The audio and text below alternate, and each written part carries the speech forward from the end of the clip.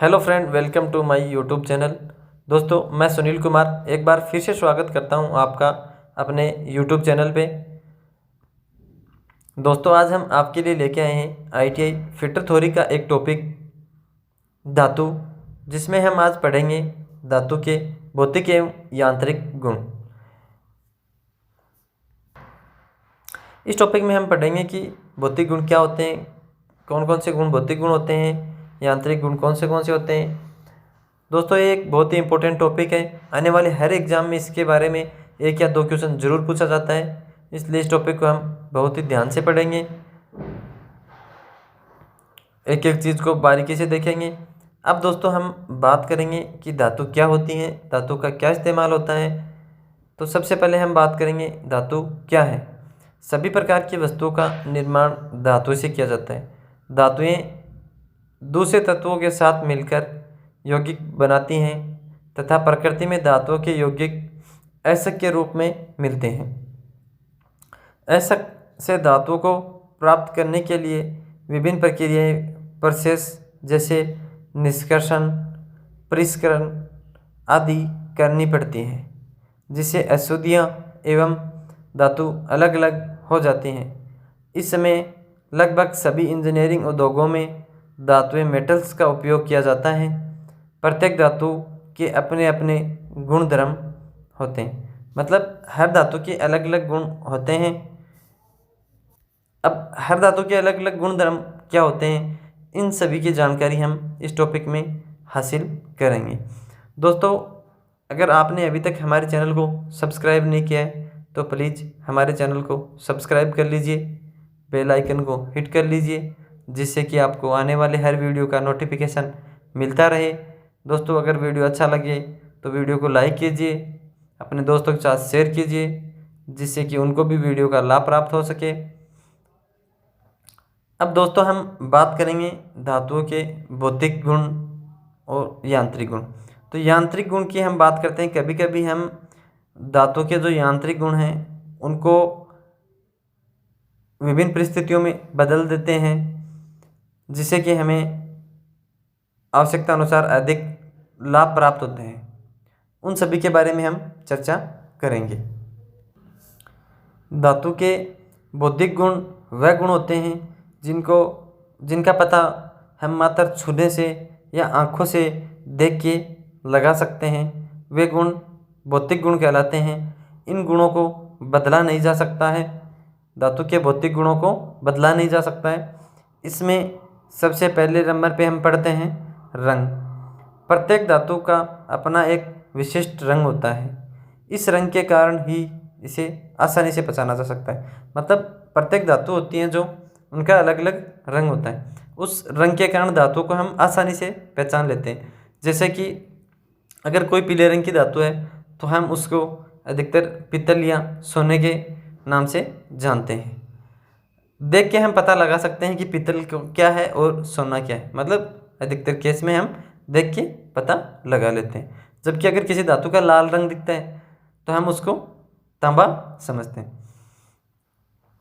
देखने से अधिकतर धातु के रंग से हमें पता चल जाता है कि ये कौन सी धातु है। जैसे कि एल्यूमिनियम को देख के हम पता लगा सकते हैं, कास्ट आयरन को हम देख के पता लगा सकते हैं, माइल्ड स्टील को हम देख के पता लगा सकते हैं। मतलब अधिकतर धातुएं ऐसी होती हैं जिनके रंग के द्वारा हम उनकी पहचान कर सकते हैं। रंग धातु का एक भौतिक गुण है जिसको हम बदल नहीं सकते। किसी भी धातु के रंग को हम बदल नहीं सकते। जैसे कि पीतल है, ये हमेशा पीला होता है तो ये पीला ही होता है। अगर हम इसको रंग को बदलने की कोशिश करेंगे तो हमें इसमें दूसरी धातु की मात्रा मिलानी पड़ेगी, जिससे कि इसकी धातु है उसकी क्वालिटी बदल जाएगी। इसके बाद में हम बात करते हैं भार और विशिष्ट गुरुत्व। अब भार हम मतलब अलग अलग धातु होती है, उसका अलग अलग वजन होता है। जैसे कि एल्यूमिनियम हल्का होता है और कास्ट आयरन भारी होता है।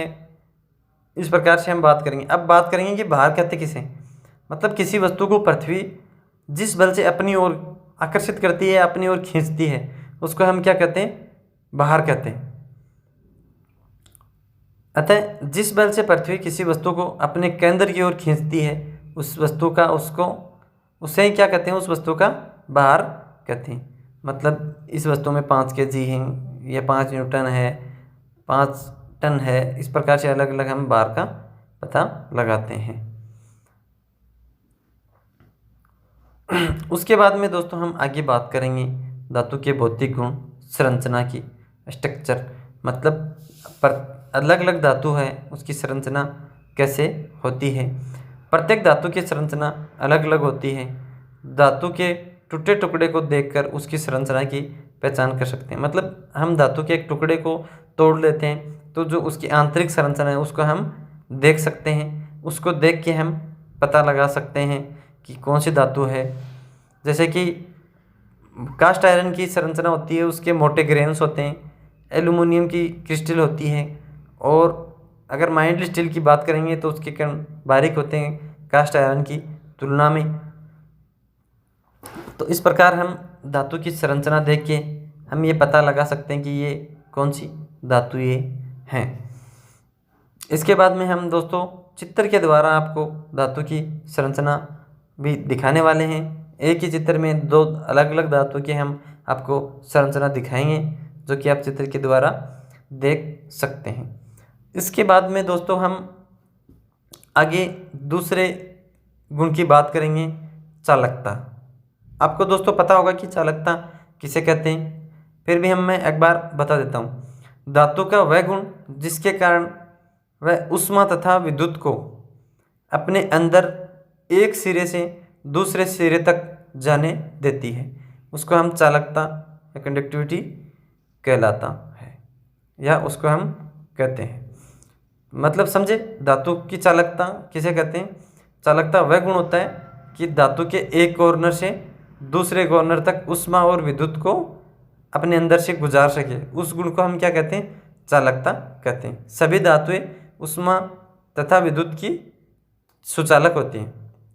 सुचालक का मतलब अच्छी चालक होती हैं। चालकता के गुण के कारण ही धातु की छड़ एक सिरे से गर्म करने पर कुछ समय बाद दूसरा सिरा भी गर्म हो जाता है। किस कारण से हो जाता है दूसरा सिरा गर्म? चालकता के कारण। देखो कई बार हम क्या करते हैं, पानी बर्तन में, हम अगर हैंडल वाले बर्तन में पानी गर्म करते हैं तो हम बर्तन को गर्म करते हैं तो थोड़ी देर बाद उसका हैंडल भी गर्म हो जाता है। क्यों हो जाता है? ये धातु की चालकता के कारण ही गर्म हो जाता है। बिजली के तारों में बिजली की आपूर्ति हम कैसे कर सकते हैं? चालकता के कारण ही हम कर सकते हैं, एक सिरे से दूसरे सिरे तक। जबकि अधातु की छड़ सिरे को गर्म करने पर दूसरा सिरा गर्म नहीं हो पाता है। जैसे कि हम किसी लकड़ी के डंडे को एक सिरे को गर्म करेंगे तो दूसरे सिरे गर्म नहीं होंगे, यह है अधातु। और अर्थात धातु ऊष्मा तथा विद्युत की सुचालक होती है, जबकि अधातु ऊष्मा तथा विद्युत की कुचालक इंसुलेटर होती है। मतलब कि जो अधातु होती हैं वो विद्युत और ऊष्मा की क्या होती हैं, कुचालक होती हैं। उनके अंदर से ऊष्मा हम प्रवाहित नहीं कर सकते, जैसे कि लकड़ी की हमने अभी बात की। उसके बाद में हम बात करेंगे गलनीयता की। गलनीयता क्या है कि किसी निश्चित टेम्परेचर पर धातु का गल के द्रव्य रूप में परिवर्तित हो जाना। अब हम बात करेंगे प्रत्येक धातु एक निश्चित तापमान पर पिघल जाती है। यह तापमान उस धातु का क्या कहलाता है? गलनांक कहलाता है। और इस गलने के गुण को हम क्या कहते हैं? गलनीयता कहते हैं। गलनांक है एक फिक्स टेम्परेचर कि उस तापमान पर धातु गल जाती है, और गलने के गुण को हम क्या कहते हैं? गलनीयता। प्रत्येक धातु का गलनांक यानी कि मेल्टिंग पॉइंट अलग अलग होता है। जितनी भी धातुएं होती हैं उनका अलग अलग होता है। जैसे टिन का 232 डिग्री होता है, तांबे का अलग होता है, स्टील का अलग होता है, कास्ट आयरन का अलग होता है, टंगस्टन होता है उसका सबसे ज़्यादा होता है गलनांक दोस्तों। जैसे कि टिन का गलनांक 232 होता है और टंगस्टन का गलनांक 3370 से लेके 3400 डिग्री सेल्सियस के बीच में होता है। जो भी कोई हमें निकटतम ऑप्शन मिलता है हम उसको करते हैं। काफ़ी बुकों में 3400 डिग्री दे रखा है, लेकिन निम्मी की जो बुक है उसमें हमें ये टेम्परेचर 3377 दे रखा है। इसलिए जो भी आपको नज़दीकी ऑप्शन मिले आप उसको टिक कर सकते हैं। अब दोस्तों हम गलनांक किस प्रकार से धातुएं टेम्परेचर पे गल सकती हैं, उसको हम कैसे गला सकते हैं, उसका हम चित्र के द्वारा आपको पूरा वर्णन दिखा रहे हैं। जैसे कि ये एक फ्लेम है, फ्लेम के सामने हम धातु को क्या कर रहे हैं, गला रहे हैं, और धातु द्रव्य रूप में पानी के बूंदों की तरह पिघल के नीचे गिर रही है। उसके बाद में हम दोस्तों बात करेंगे धातुओं के यांत्रिक गुणधर्म। भौतिक गुणधर्म की हम बात कर चुके हैं, इसके बाद में हम यांत्रिक गुणधर्म की बात करेंगे। यांत्रिक गुणधर्म कौन से होते हैं, इसमें सबसे पहले हम बात करते हैं कठोरता। अब कठोरता क्या है, जिस गुण के कारण धातुएं घिसने, कटने, खुरचने का विरोध करती है वह गुण क्या कहलाता है, कठोरता या हार्डनेस कहलाता है। किसी भी वस्तु को हम घिसने से बचाने के लिए उसको क्या करते हैं, हम हार्ड करते हैं। जैसे कि आपने हमारे बेसिक हैंड टूल पढ़े हैं, उस टाइम पे पढ़ा होगा, जैसे कि हम कैलीपर हैं उसके टांग को हार्ड एंड टेम्पर करते हैं। क्यों करते हैं, हार्ड इसलिए करते हैं कि उनको घिसने से बचाया जा सके। तो यही बात है कि कठोरता कौन सा गुण होता है, जिस गुण के कारण धातु घिसने, कटने, खुरचने का विरोध करती हैं, उस गुण को हम क्या कहते हैं, कठोरता कहते हैं। उसके बाद में हम बात करेंगे अगले गुण की, तन्यता। जिस गुण के कारण धातु को खींचकर तार बनाए जा सकते हैं वह गुण तन्यता कहलाता है। लगभग सभी धातुओं के तार बनाए जा सकते हैं, जैसे लोहा, पित्तल, एल्युमिनियम, तांबा, सोना, चांदी, प्लेटिनम आदि। जिस धातु का तार जितना अधिक पतला बनाया जा सकता है वह धातु उतनी अधिक तन्य होती है। मतलब जिस धातु में तन्यता अधिक होती है उसके और अधिक हम पतले तार बना सकते हैं। मतलब खींचने पे टूटते नहीं है, वो तार के रूप में या पतली चद्दर के रूप में आगे की ओर बढ़ जाती है। मतलब ये गुण है सोना, चांदी, प्लेटिनम आदि में अधिक पाया जाता है। तन्यता को ही हम डक्टिलिटी के नाम से जाना जाता है। तन्यता को हम डक्टिलिटी के नाम से जानते हैं। मतलब तन्यता वह गुण है जो मतलब इसको हम कितना भी तोड़ने की कोशिश करें, अंत तो इसका भी होता है, लेकिन हम इसको खींचने पे ये विरोध करके और बढ़ जाता है, टूटता नहीं है। टूटने का विरोध करके ये बढ़ ही जाता है। तन्यता किसे कहते हैं, धातु के जिस गुण के कारण उसके तार बनाए जा सकते हैं उसको हम क्या कहते हैं। इसको पूछा ऐसे भी जा सकता है कि धातु के किस गुण के कारण उसके तार बनाए जा सकते हैं, तो उसका आंसर क्या होगा, तन्यता होगा। और इसको ही हम डक्टिलिटी भी बोलते हैं। जैसे कि एक चित्र के द्वारा हम आपको दिखा रहे हैं, पहले एक स्टील की मोटी बार थी, उसको खींच के उसके तार बनाए जाते। अब इसके बाद में हम बात करेंगे भंगुरता की। धातु का ये कौन सा गुण होता है, भंगुरता। भंगुरता धातु का वह गुण होता है जिसके कारण उस पर अगर चोट मारी जाती है तो उसके टुकड़ों टुकड़ों में वो बदल जाता है। जिस गुण के कारण धातुएं चोट लगने पर टुकड़े टुकड़े हो जाते हैं वह गुण भंगुरता या ब्रिटलनेस कहलाता है। जैसे कांच, डलवा लोहा, सिलिकॉन आदि। जैसे कि दोस्तों हम बात करें कि शीशे पे अगर हम चोट मारते हैं तो उसके छोटे छोटे टुकड़े हो जाते हैं, टूट जाता है। वो चोट को सहन नहीं कर सकता है। क्यों नहीं सहन कर सकता है, क्योंकि उसके अंदर भंगुरता का या ब्रिटलनेस का गुण होता है। जैसे कि जिस धातु जैसे आघातवर्धनीयता होता है एक गुण, उसके कारण धातु चोट को सहन कर लेती हैं और चोट के साथ वो बढ़ जाती है। वैसे उसके विपरीत गुण क्या होता है, भंगुरता। ये चोट सहन नहीं कर पाता। जैसे कि हम डलवा लोहा है, डलवा लोहे के चोट मारने पर झटके सहन नहीं कर सकता और ये टूट जाता। सिलिकॉन है जिसका हम चित्र आपको दिखा रहे हैं, जैसे चोट मारते हैं इसके टुकड़े हो जाते हैं। मतलब आघात सहन करने की इसमें शक्ति नहीं होती। उसके बाद में हम अगले गुण की बात करेंगे, चिम्मड़ता। जिस गुण के कारण धातुएं आघात को सहन कर सकती हैं। मतलब ये भंगुरता के विपरीत है। भंगुरता में तो क्या है कि झटके आघात को सहन नहीं कर सकती हैं, और चिम्मड़ता में क्या होता है कि वो सहन कर सकती है तथा मोड़ने तथा तोड़ने मरोड़ने पर आसानी से नहीं टूटती। वह गुण क्या कहलाता है, टफनेस कहलाता है उनका। चिम्मड़ता या टफनेस कहलाता है। टफनेस कौन सा गुण होता है, जिसके कारण धातुएं मोड़ने तोड़ने पर आसानी से नहीं टूटती हैं। उन धातुओं को हम धातुओं के उस गुण को हम क्या कहते हैं, चिम्मड़पन। कौन से गुण को, जिसमें मोड़ने तोड़ने या मरोड़ने पे धातुएं टूटती नहीं हों। कुछ चिम्मड़ धातु जैसे टंगस्टन, तांबा, सोना आदि है। ये गुण क्या है, अभी हमने बात किया जैसे कि भंगुरता के विपरीत होता है। अब छिजल होती है अपनी, चिजल या छेनी, चिम्मड़पन के गुण के कारण ही हथौड़े के द्वारा आघात जो लगती है उसके कारण वो क्या है, खुद न टूट के कार्यखंड में धंस जाती है। और अगर छेनी अगर भंगुर होगी तो वो खुद ही टूट जाएगी, अगर उस पर चोट लगाते हैं तो वो वर्कपीस में हम धंसेगी नहीं। अतः आघात को सरलतापूर्वक सहन कर लेती है। छेजल क्या होती है कि जिसमें चिमड़पन का गुण होता है, उसके कारण से वो आघात को आसानी से सहन कर लेती है। छिजल हमेशा ड्रोफोज कार्बन स्टील या वेनेडियम, क्रोम वेनेडियम स्टील की बनाई जाती है।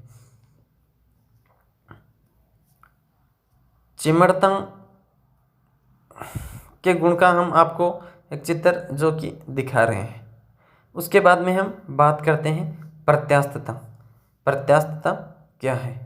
जब किसी धातु पर बल, फोर्स लगाया जाता हो तो उसके आकार में परिवर्तन आ जाता है, परंतु जब बल हटाया जाता है तो वह अपने पूर्व आकार प्राप्त कर लेती है। इस गुण को हम क्या कहते हैं? प्रत्यास्थता या इलास्टिसिटी कहते हैं।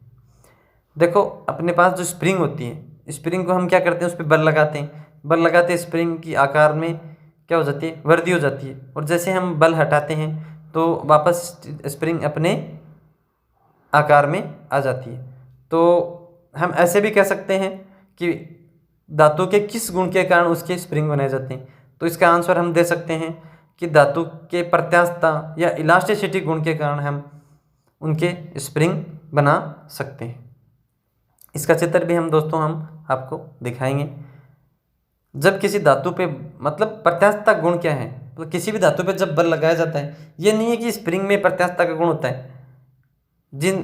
जिन धातुओं की स्प्रिंग नहीं बनी हुई होती हैं, हाँ, हालांकि उनमें प्रत्यास्थता का गुण होता है, उनको भी हम खींचने पे वो बच जाती हैं, अपनी स्थिति में परिवर्तन कर लेती हैं। और जैसे उनसे बल हटाया जाता है तो वो क्या, वापस अपनी स्थिति में आ जाती हैं। तो उनको हम, उस गुण को भी हम प्रत्यास्थता कहते हैं। और प्रत्यास्थता के गुण के कारण ही हम उसकी स्प्रिंग बना सकते हैं।